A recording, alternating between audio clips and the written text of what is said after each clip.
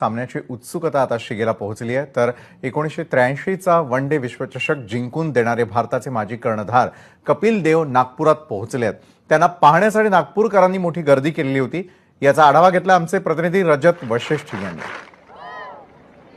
भारतात क्रिकेटची आणि क्रिकेट खेळाडूंची आवड किती जास्त आहे याचा प्रत्यय आज नागपुरात येत आहे। भारताला सर्वात पहिल्यांदा विश्वचषक जिंकून देणारे कपिल देव हे आज एका कार्यक्रमासाठी नागपुरात आले होते आणि नागपूरच्या महिला पोलीस प्रशिक्षण केंद्राजवळ त्यांचा कार्यक्रम होता। आणि जेव्हा त्यांना माहीत पडलं की या ठिकाणी 1200 पेक्षा जास्त महिला पोलिसांचा प्रशिक्षण होत आहे, तर त्यांना प्रोत्साहनाचे 2 शब्द सांगण्यासाठी कपिल देव या ठिकाणी पोहोचले।